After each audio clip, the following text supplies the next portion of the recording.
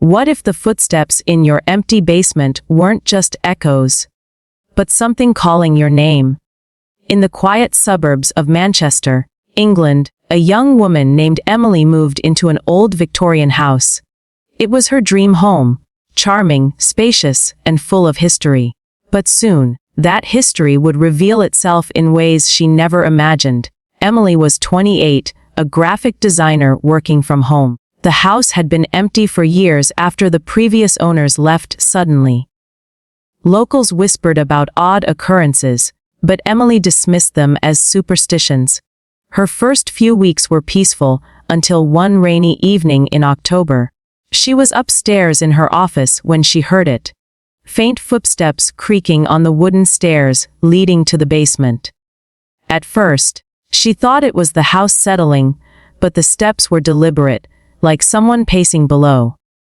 Curious, Emily grabbed a flashlight and descended into the dim basement.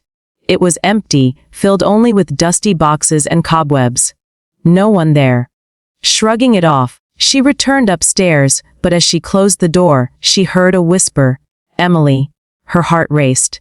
It couldn't be. She lived alone, no pets, no visitors. That night, sleep evaded her. The next day, she confided in her friend Sarah over coffee. Sarah suggested it was just her imagination, perhaps stress from work. But the incidents escalated. 2 nights later, the footsteps returned, louder this time. Emily froze in bed, listening as they moved from the basement up the stairs, stopping just outside her bedroom door. Then, the voice again. Clearer, almost pleading, "Emily, help me." It sounded like a child's voice, soft and echoing. Terrified, she called the police, but they found nothing unusual. No signs of break-in, no evidence of anyone else. Determined to uncover the truth, Emily researched the house's history at the local library. She discovered that in the 1950s, a family lived there. The youngest daughter, a girl named Eliza, had gone missing one night. Reports alleged she fell down the basement stairs during a game of hide and seek, but her body was never found. Neighbors claimed the parents heard her voice, calling for help long after she vanished, driving them to abandon the house. Emily shivered as she read the old newspaper clippings. Was this Eliza reaching out? That evening, armed with her phone's recorder, Emily ventured back to the basement. The air felt colder, heavier.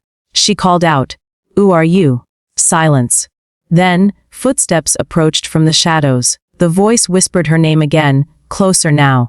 Emily's recording captured it. A faint, childlike plea. Playing it back later, she heard more. Trapped, stairs. Help. Panicking, she contacted a paranormal investigator named Mark, who specialized in UK hauntings. Mark visited and conducted an EVP session.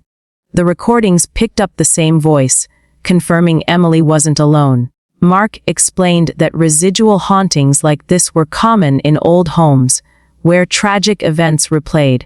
But this seemed intelligent, responding to her name as if mistaking her for someone else. In a final attempt, Emily held a séance in the basement with Mark's guidance. Candles flickered as the voice grew louder, the footsteps circling them. "Eliza?"